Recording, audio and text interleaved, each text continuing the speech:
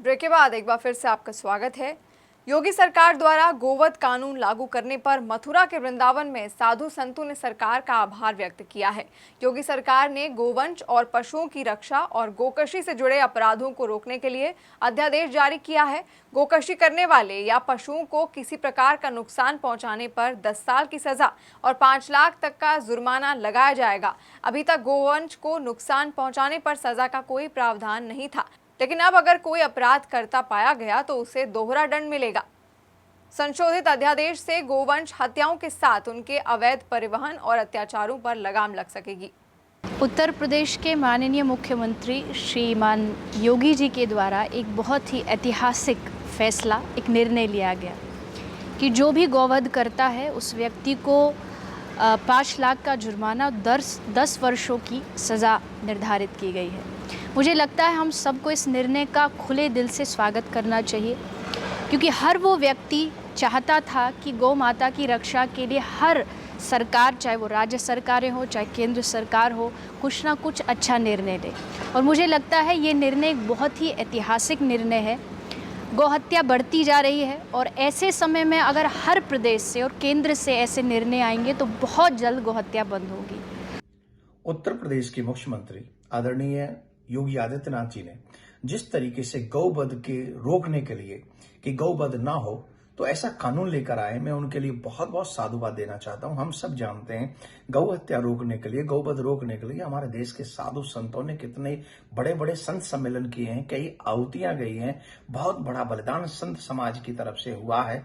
तो आज उस भावनाओं को ध्यान में रखते हुए जो आदित्यनाथ जी ने किया है वो वाकई सराहनीय स्टेप है। और मैं ये कहना चाहूंगा कि इसी कानून की तर्ज पे प्रदेश में जिसकी भी सरकारें हैं उन्हें गौवध इस तरीके से कठोर कानून बनाकर रोकना चाहिए। बड़ा सुंदर ही एक निर्णय लिया है, एक कानून बनाया है, जिसका हम सभी धर्मात्मा, धर्माचार्य, कथा प्रवक्ता सभी इसका पुरजोर हार्दिक हर्षोल्लास के साथ स्वागत करते हैं, अभिनंदन करते हैं।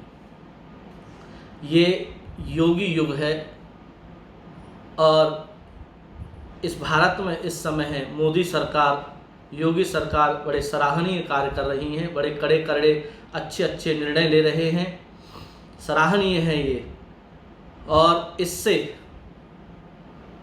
जो गोकशी है, जो गायों के साथ अत्याचार हो रहा है, उस पर जरूर निश्चित रूप से पाबंदी लगेगी, रोकथाम होगी। और ऐसा निर्णय बहुत पहले लेना चाहिए था। हमारे योगी जी ने यह निर्णय लिया है, बहुत ही सुंदर और स्वागत योग्य निर्णय है। चिकित्सा विशेषज्ञों का अंदेशा सही साबित हो रहा है। देश में कोरोना मरीजों की संख्या तेजी से बढ़ी है। यूपी में कोरोना संक्रमण ने छोटे शहरों को भी तेजी से चपेट में ले लिया है। सीएम हेल्पलाइन के 9 कर्मचारियों के कोरोना संक्रमित पाए जाने के बाद स्वास्थ्य विभाग पर कई सवाल खड़े हो रहे हैं। आज भी लखनऊ में कोरोना से 2 मौतें हुई हैं। इनमें से एक मरीज रायबरेली का रहने वाला था जो लोकबंधु अस्पताल में भर्ती था, जबकि दूसरा व्यक्ति बहराइच का रहने वाला था जिसका एरा हॉस्पिटल में इलाज चल रहा था। इस बीच अंबेडकर नगर के मृतक सीएमएस का परिवार पीजीआई में एडमिट कराया गया है। उत्तर प्रदेश में कोरोना का संक्रमण तेजी से बढ़ रहा है। बीते 24 घंटों के अंदर उत्तर प्रदेश में कोरोना मरीजों की संख्या तकरीबन 11,500 के आसपास पहुंच गई है। अगर हम राजधानी लखनऊ की बात करें तो लखनऊ में कोरोना बम फूटा है और बीते 24 घंटों के अंदर 25 से ज़्यादा कोरोना मरीज सामने आ चुके हैं। सबसे अहम बात यह है कि सीएम हेल्पलाइन के 9 कर्मचारी भी कोरोना पॉजिटिव करार दिए गए हैं। हालांकि ये हेल्पलाइन सीएम आवास, सीएम दफ्तर, सरकारी भवन में संचालित नहीं हो रही थी। ये हजरतगंज के बर्लिंगटन में एक निजी कार्यालय से संचालित हो रही थी। लेकिन 9 कर्मचारी एक साथ कोरोना संक्रमण की सौगात पाए हैं। ये बड़ा अहम प्रश्न पैदा होता है कि सोशल डिस्टेंसिंग और तमाम ज़रूरी एहतियाती उपाय जो प्रशासन ने सुझाए थे उसकी साफ तौर पे अवहेलना हो रही है। अगर हमारे कैमरामैन आपको सड़कों का वो दृश्य दिखाएं कि जिस प्रकार से अनलॉक 1 में जो रियायत दी गई है, तमाम विशेषज्ञों ने जताया है कि जिस प्रकार से लॉकडाउन को खोला गया है वो कहीं ना कहीं कोरोना मरीजों की संख्या में और इजाफा करेगा, क्योंकि कोरोना मरीजों की संख्या उत्तर प्रदेश ही नहीं देश में लगातार बढ़ रही है। और एम्स के डायरेक्टर डॉक्टर गुलेरिया ने भी साफ तौर पर यह कहा था कि जून और जुलाई के महीने में कोरोना अपने पीक पर पहुंचेगा और कोरोना अपने पीक पर पहुंचने के लिए बेताब है।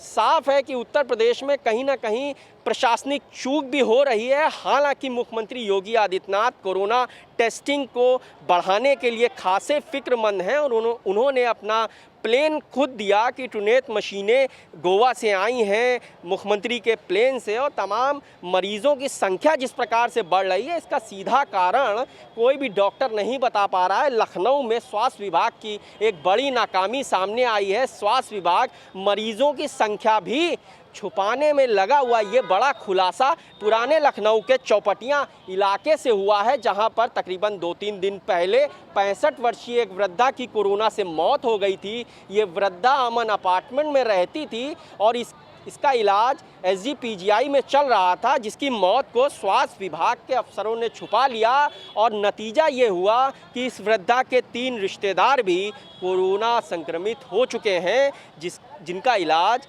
KGMU में जारी है। तो जाहिर सी बात है कि कोरोना मरीजों की संख्या भी स्वास्थ्य विभाग और प्रशासनिक तंत्र छुपाने में लगा है। साथ ही साथ कोविड प्रोटोकॉल का भी लगातार उल्लंघन हो रहा है। ऐसे में कोरोना मरीजों की संख्या आने वाले समय में और बढ़ सकती है। लखनऊ में तकरीबन 550 मरीज कोरोना के हो चुके हैं। आज भी KGMU ने रिपोर्ट जारी की है, जिसमें पूरे प्रदेश से तकरीबन 87 मरीज तमाम अलग अलग जिलों से सामने आए। उन्नाव में 13 नए मरीज सामने आए हैं। तो छोटे छोटे जिलों में जिस प्रकार से कोरोना मरीजों की संख्या बढ़ रही है, वाकई ये हैरान कर देने वाला और चिंता देने वाला सरकारी तंत्र को एक बड़ा सवाल है। और सरकारी तंत्र और स्वास्थ्य विभाग को सोचना होगा, जब विशेषज्ञ ये जता रहे हैं कि अनलॉक 1 में रियायतों को बढ़ाने से कोरोना संक्रमण तेजी से फैल सकता है, क्योंकि अब दुकानों में भी सोशल डिस्टेंसिंग और तमाम ज़रूरी कदम दिखाई नहीं दे रहे हैं। ऐसे में प्रशासन को सोचना होगा किस प्रकार कोरोना संक्रमण को रोकना है, तो सख्ती तो निश्चित तौर पर करनी ही होगी। कैमरामैन गौरव के साथ मनीष श्रीवास्तव, न्यूज़ इंडिया, लखनऊ। बदायूं में रेलवे द्वारा बनाया जा रहा अंडरपास गिर गया। घटना में कई मजदूर मिट्टी में दब गए। राहत और बचाव काम तत्काल शुरू कराया गया। कुछ मजदूरों को निकालकर पुलिस ने जिला अस्पताल भिजवाया है। यह हादसा सिविल लाइन थाना क्षेत्र के बसंत नगला के पास हुआ। फिलहाल मौके पर काम रोक दिया गया है। हापुड़ में पुलिस और बदमाशों के बीच मुठभेड़ हुई, जिसमें पुलिस की गोली लगने से एक शातिर बदमाश घायल हुआ है। घायल बदमाश को उपचार के लिए नजदीकी अस्पताल में भर्ती कराया गया है। पकड़े गए बदमाश के पास से एक तमंचा और कई कारतूस बरामद हुए हैं। बताया जा रहा है कि 2 दिन पूर्व गार्ड से हुई लूटपाट के मामले में पकड़ा गया बदमाश फरार चल रहा था। थाना नगर कोतवाली पुलिस और स्वाट टीम 2 को बड़ी सफलता हाथ लगी है। पुलिस मुखबिर की सूचना पर चेकिंग कर रही थी, तभी पुलिस को बाइक सवार युवक आता दिखाई दिया, जिसको पुलिस ने रोकने का प्रयास किया, लेकिन बाइक सवार युवक नहीं रुका और भागने लगा। जब पुलिस ने बदमाश का पीछा किया तो बदमाश ने पुलिस पर फायरिंग कर दी, जिसमें पुलिसकर्मी बाल बाल बचे। वहीं पुलिस की जवाबी फायरिंग में बदमाश के पैर पर गोली लग गई है, जिससे बदमाश घायल हो गया है। पुलिस अब पकड़े गए अपराधी का इतिहास खंगालने में लगी हुई है।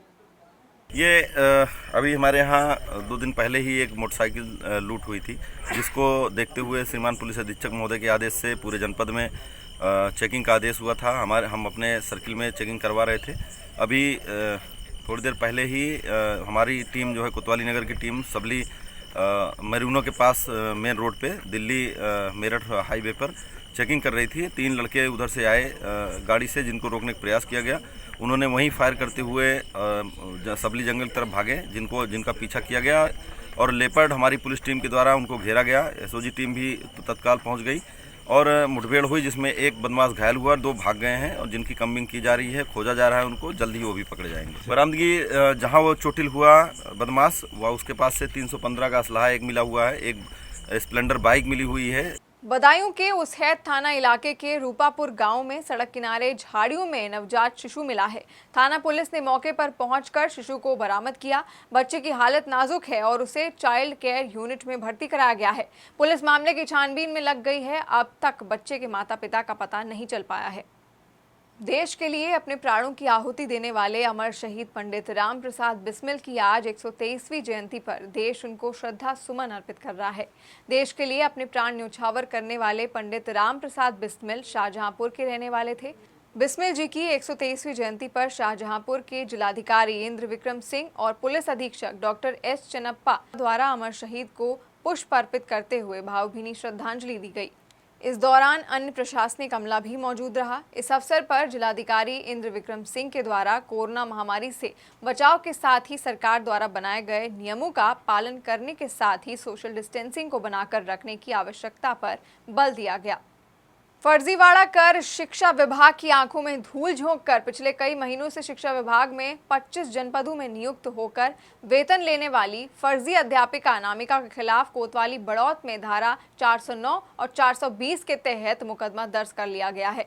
पुलिस मामले की तफ्तीश में जुट गई है। कासगंज जिले में गिरफ्तार हुई अध्यापिका अनामिका शुक्ला बागपत जिले के कस्तूरबा गांधी आवासीय बालिका विद्यालय में विज्ञान विषय की अध्यापिका थी और उसने फर्जी शैक्षिक अभिलेखों के आधार पर 31 दिसंबर को विद्यालय में नियुक्ति पाई थी। बीएसए बागपत ने बताया कि 31 दिसंबर को अनामिका ने बागपत में ज्वाइनिंग की थी और बागपत जिले में उसे भुगतान नहीं किया गया क्योंकि उसका मानदेय भेजने के लिए अकाउंट मांगा गया था। कुछ संदेह होने पर उनका मानदेय रोक दिया गया था।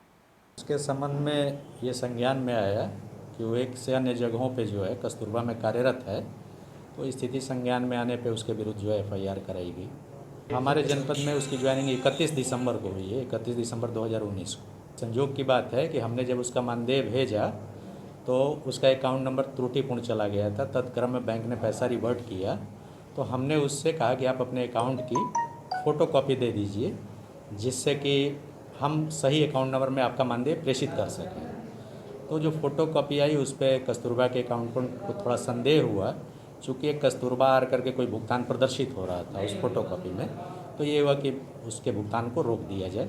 इसमें अनामिका शुक्ला नाम की एक महिला अध्यापिका है, उसके खिलाफ चीज़ें थी कि उसने फर्जीवाड़ा करके और कहीं से वेतन उठा लिया है।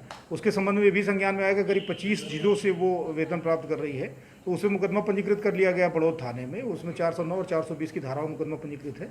आवश्यक कार्रवाई की जा रही है। देखिए अभी तो इन्वेस्टिगेशन के तफ्तीश के अधीन है और अभी फौरी तौर पर कुछ जानकारियाँ मिली हैं कि उसने कई जगहों पर अपना वो करके वेतन ले रही थी।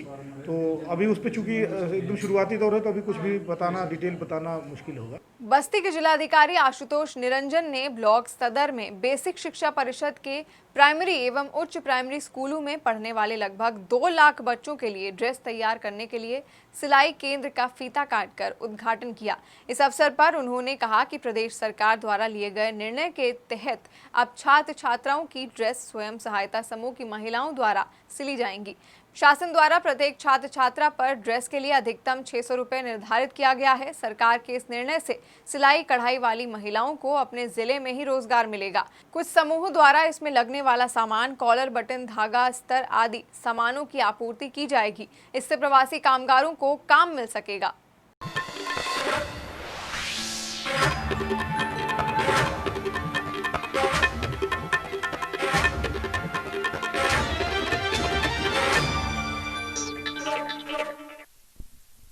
उत्तर प्रदेश के बलिया में सांसद और विधायक का विवाद बढ़ता जा रहा है, जहां बीजेपी के विधायक सुरेंद्र सिंह ने बीजेपी सांसद वीरेंद्र सिंह के भांजे को भूमाफिया बताया और इसी के साथ 25 बीघा धार्मिक जमीन को फर्जी तरीके से हड़पने का आरोप भी लगाया। वहीं बीजेपी विधायक सुरेंद्र सिंह ने डीएम से मिलकर कार्रवाई की मांग की है, जिस पर डीएम ने राजस्व टीम गठित कर जांच के आदेश दिए हैं। प्रदेश में राजनीति के नए और अनोखे रंग हर बार देखने को मिलते हैं।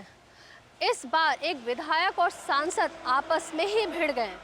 फिर शुरू हुआ आरोप और प्रत्यारोप का दौर, जहां बीजेपी के विधायक सुरेंद्र सिंह ने बीजेपी सांसद वीरेंद्र सिंह के भांजे पर भूमाफिया होने का आरोप लगाया है।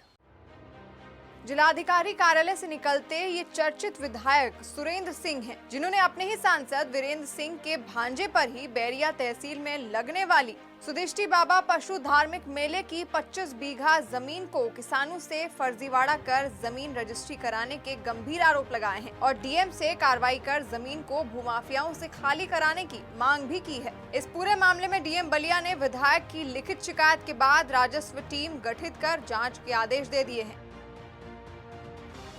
ऐसा है मेरे भाई पत्रकार जी, मेरे यहाँ इब्राहिमाबाद उपरवार में 200 बीघा जमीन का जो है घोटाला हो गया है और 200 बीघा जमीन जो पशु मेले के रूप में थी, जो ग्राम समाज के रूप में थी, वहीं पर अग्निशमन केंद्र बना हुआ है, वहीं पर जो है राजकीय पॉलिटेक्निक बना हुआ है, वहीं पर वन विभाग का भी जमीन अलाट है।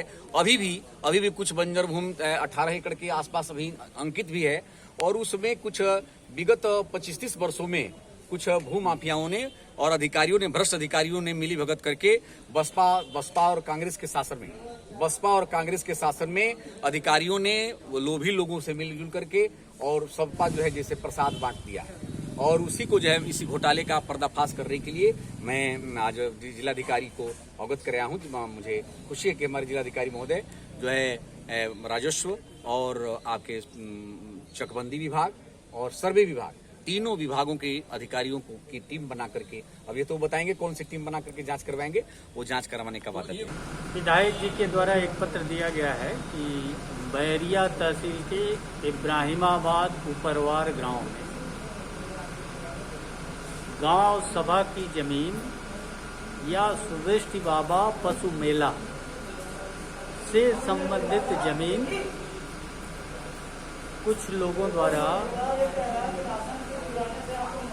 बैनामा लिया गया है और उस बैनामे में उनका ये कहना है कि वो गांव सभा की ज़मीन है और गांव सभा की ज़मीन पर फर्जीफिकेशन करके या पहले से किए हुए फर्जीफिकेशन के आधार पर ये बैनामा हुआ है।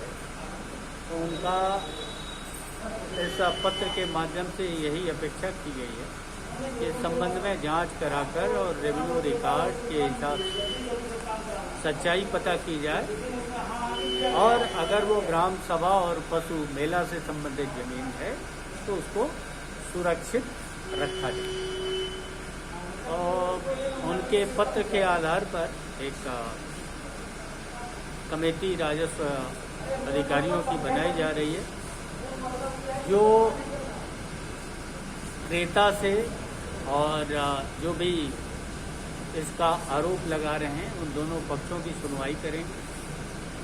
जो भी राजस्व अभिलेख हैं, पत्रावलियां हैं, उनका निरीक्षण करेंगे और वो करते हुए एक रिपोर्ट बना करके देंगे। फिलहाल इस आरोप और प्रत्यारोप के सिलसिले में डीएम ने राजस्व टीम गठित कर जांच के आदेश दिए हैं। कैमरा पर्सन सतीश श्रीवास्तव के साथ रागनी पांडे, न्यूज़ इंडिया, लखनऊ में वृद्धावस्था पेंशन में बड़ा घोटाला बेनकाब हो रहा है। समाज कल्याण विभाग ने राजधानी के सभी वार्डों में लाभार्थियों का सत्यापन कराने के लिए जो सूची सौंपी है उसमें न सिर्फ भारी गड़बड़ियां हैं बल्कि ऐसे लोगों को भी वृद्धावस्था पेंशन बांटे जाने का खुलासा हुआ है जो अब इस दुनिया में है ही नहीं। क्या मुर्दों को भी अपने भरण पोषण के लिए पेंशन की जरूरत पड़ती है? चौंक गए ना आप?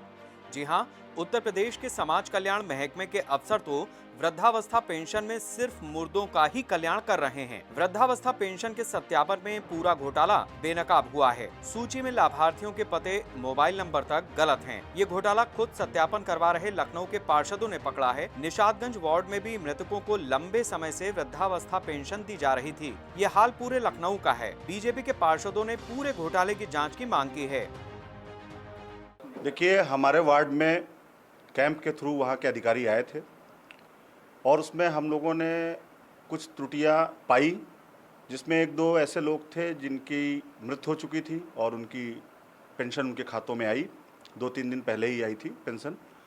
तो उनका नाम हम लोगों ने काटने के लिए उनको अवगत कराया कि भाई इनका नाम कटना चाहिए।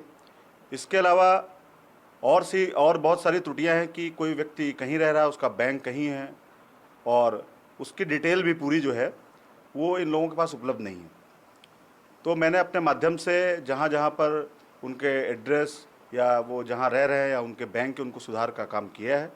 इसके अलावा त्रुटियों के नाम पे मैं अगर कहूँ कि पिछले साल हम लोगों ने करीब 400 से अधिक आवेदन वृद्धा पेंशन और विधवा पेंशन के किए, 400 से अधिक, तो वो बन के नहीं आ पाए। और तो ये मेरा तो ये कहना है कि ये लोग एक लकीर पुरानी खींची चली आ रही है, जो नीडी है उनको आवश्यकता के अनुसार नहीं मिल पा रहा है और कहीं कहीं ऐसी जगह मिल रहा है उनकी मृत्यु हो गई और उनके यहाँ पेंशन आ रही है। बिल्कुल इसकी जांच होनी चाहिए और अनावश्यक लोगों को जो पेंशन मिल रही है, बहुत सारे ऐसे लोग हैं जिनको पेंशन, जो सक्षम है उनको भी पेंशन मिल रही है, उनका पेंशन में नाम नहीं होनी चाहिए और जिनको आवश्यकता है उनको पेंशन मिलनी चाहिए। कहीं ना कहीं घोटाले की आहट या आप ये कह सकते हैं पारदर्शिता की एक आहट सुनाई पड़ती है, जिसमें कि ऐसे लोगों को पेंशन या वो मिल रहा है जिनको नहीं मिलनी चाहिए। समाज कल्याण विभाग 5 से 28 जून तक वृद्धावस्था पेंशन के लाभार्थियों का सत्यापन वार्डवार करा रहा है। कई तो लाभार्थी ऐसे निकले जिनकी हैसियत देखकर पार्षद भी दांतों तले उंगली दबाने को मजबूर हो गए। सिर्फ यही नहीं, एक घर में कई लाभार्थियों द्वारा पेंशन लिए जाने के आरोप भी लग रहे हैं। महीने में 500 रुपए वृद्धावस्था पेंशन दी जाती है। 3 महीने की 1500 रुपए पेंशन हाल ही में लाभार्थियों के खाते में आई। हालांकि कई और वार्ड में अब तक वृद्धावस्था पेंशन का सत्यापन शुरू ही नहीं कराया गया है। लगता है घोटाला खुलने से समाज कल्याण विभाग भी सहम गया है। मनकामेश्वर वार्ड में अभी तक जो वृद्धा पेंशन, विधवा पेंशन, जो भी समाज कल्याण की पेंशन है, वो उनका भी सत्यापन हमारे मनकामेश्वर वार्ड में आरंभ नहीं किया गया है, क्योंकि 5 तारीख से सत्यापन शुरू हुआ है और एक चूँकि बड़ा क्षेत्र है और इतना सघन सत्यापन होता है, तो हमें तो नहीं लगता कि ये सही समय पे अपना सत्यापन की जो लिस्ट है वो दे पाएंगे। आज मेरी वार्ता हुई है वहाँ के अधिकारी से, तो उन्होंने ये बताया है कि अगले कल से शायद आपके यहाँ वार्ड में आपके यहाँ पेंशन के जो भी लोग हैं उनका सत्यापन कल से शुरू किया जाएगा। लखनऊ के समाज कल्याण अधिकारी डॉक्टर अमरनाथ के मुताबिक पुराने पेंशन लाभार्थियों के मकान नंबर के साथ पता नहीं है। अधिकांश को आवासीय योजनाओं में मकान मिलने से पते बदल गए हैं, लेकिन मुर्दों को पेंशन दिए जाने का कोई जवाब अफसरों के पास नहीं है। गरीबों के कल्याण वाला समाज कल्याण महकमा और इस विभाग के अफसर गरीबों के कल्याण से अधिक स्व कल्याण में विश्वास रखते हैं। तभी बीते 1 दशक के दौरान उत्तर प्रदेश में छात्रवृत्ति और पेंशन योजनाओं में हजारों करोड़ के घोटालों की कलंक कथा भी लिखी गई है। लखनऊ में मुर्दों को वृद्धावस्था पेंशन बांटना एक बड़े घोटाले की पोल खोल रहा है और यही खेल पूरे उत्तर प्रदेश में अंजाम दिया गया है। खैर, कोरोना काल में तमाम विभागों से जिस प्रकार से घोटालों की खबरें आ रही हैं, उससे साफ है कि उत्तर प्रदेश की नौकरशाही संक्रमण काल के दौरान भी भ्रष्टाचार की इबारत लिखने में कतई पीछे नहीं है। कैमरामैन गौरव के साथ मनीष श्रीवास्तव, न्यूज़ इंडिया, लखनऊ। महाराष्ट्र में फंसे प्रवासी श्रमिकों के लिए अमिताभ बच्चन ने फ्लाइट सेवा शुरू की है। इसी क्रम में आज 180 श्रमिकों को लेकर फ्लाइट लखनऊ पहुंची। ये श्रमिक उत्तर प्रदेश के हैं और मुंबई में फंसे थे। इंडिगो की स्पेशल फ्लाइट इन मजदूरों को लेकर लखनऊ एयरपोर्ट पहुंच गई है। इन सभी श्रमिकों की मेडिकल टीम द्वारा एयरपोर्ट पर ही जाँच की गई। अमिताभ बच्चन और उनके सहयोगी ट्रस्ट ने पहले भी मुंबई में फंसे कई श्रमिकों को उनके राज्यों तक पहुँचाया। मुरादाबाद के थाना मुगलपुरा क्षेत्र के पीतल कारोबारी की 2 वर्ष की मासूम बेटी को पड़ोस में ही रहने वाला 22 साल का जल्लाद इस्लाम टॉफी दिलाने के बहाने उठाकर अपने साथ अपने घर ले गया, जिसके बाद मासूम की तलाश परिवार वाले कर रहे थे कि तभी पड़ोस में ही रहने वाले इस्लाम के मकान से मां को बच्ची के रोने की आवाज़ सुनाई दी। किसी अनहोनी आशंका को देखते हुए मां उस तरफ भागती हुई गई जिस तरफ से बच्ची के रोने की आवाज़ आई थी। मासूम बच्ची को दबोचे हुए था। बच्ची की मां को सामने देख मासूम को लहूलुहान हालत में छोड़कर आरोपी इस्लाम भाग गया। परिजन मासूम को लहूलुहान हालत में निजी डॉक्टर के यहां ले गए, जहां से उसे हायर सेंटर रेफर कर दिया गया है। परिजनों ने मामले की पुलिस को सूचना दी। पुलिस ने आरोपी को हिरासत में ले लिया है और मासूम को जिला महिला अस्पताल में भर्ती करा दिया, जहां उसका इलाज कराया जा रहा है। पुलिस ने अब मामला दर्ज कर लिया है और आरोपी को जेल भेजने की तैयारी कर रही है। ये थाना मुगलपुरा पे 10 तारीख को शाम को सूचना मिली कि 2 वर्ष की बच्ची है जिसके साथ दुष्कर्म किया गया है। पुलिस ने तत्काल बच्ची को हॉस्पिटल भिजवाया। जो कंप्लेनेंट की जो कंप्लेंट थी उसके आधार पर तुरंत अभियुक्त को गिरफ्तार किया गया। इसमें आईपीसी व पॉक्सो एक्ट के अंतर्गत मुकदमा दर्ज करके विधिक कार्रवाई की जा रही है। जो इसमें अभियुक्त है इस्लाम सन ऑफ जब्बार, मुगलपुरा थाना क्षेत्र का है और इनका ही पड़ोसी है। मध्य प्रदेश से प्रयागराज आए टिड्डी दल ने जिले में भारी तबाही मचा दी है। फसलों को भारी क्षति हुई है। टिड्डी दल के आतंक को रोकने के लिए रासायनिक घोल का छिड़काव कराया गया। इस दौरान करोड़ों की तादाद में टिड्डी मारे गए, मगर टिड्डियों की काफी संख्या बच भी गई। टिड्डी दल का आतंक अभी भी जारी है। प्रयागराज में टिड्डी दल किसानों की चिंता का कारण बना हुआ है। प्रयागराज में 2 दिन पहले ही टिड्डी दल पहुंचा था और इनका झुंड कई इलाकों में घूम रहा है। फिलहाल प्रशासन टिड्डी दल को लेकर अलर्ट है। मध्य प्रदेश से आए टिड्डी दल ने प्रयागराज में भारी तबाही मचा दी है। मंगलवार रात से लेकर बुधवार रात तक 24 घंटों में 5 तहसीलों के 30 से ज्यादा गांवों की फसलों को भारी क्षति हुई है। जिस इलाके में ये दल पहुंचे, वहां 3 घंटे में ही फसलों को चट कर गए। टिड्डी दल को मारने के लिए बुधवार को भारत सरकार की 5 सदस्यीय केंद्रीय टीम भी पहुंच गई है। टीम का नेतृत्व कर रहे राष्ट्रीय टिड्डी नियंत्रण केंद्र फरीदाबाद के वरिष्ठ वैज्ञानिक डॉक्टर कुमार प्रदीप ने बुधवार रात पावर माउंटेड स्प्रेयर से टिड्डी दल पर रासायनिक घोल का छिड़काव किया। इस दौरान करोड़ों की तादाद में टिड्डी मारे गए, मगर काफी बच भी गए। मंगलवार शाम ही टिड्डी दल मध्य प्रदेश के रीवा से सुहागी पहाड़, चाकघाट, नारीबारी क्षेत्र से टोंस नदी घाटी से होते हुए प्रयागराज जिले के कोरांव तहसील के खिरी इलाके के बहरैचा और कल्याणपुर गांव में पहुंचा था। बहरैचा के आसपास के आधा दर्जन गाँव को इस दल ने प्रभावित भी किया है। फिलहाल प्रशासन का दावा है कि टिड्डी दल पर काबू पा लिया गया है। कैमरा पर्सन सतीश श्रीवास्तव के साथ रागनी पांडे, न्यूज़ इंडिया, लखनऊ। तो फिलहाल के लिए इतना ही। देश और दुनिया की ऐसी तमाम खबरों के लिए आप देखते रहिए न्यूज़ इंडिया। नमस्कार।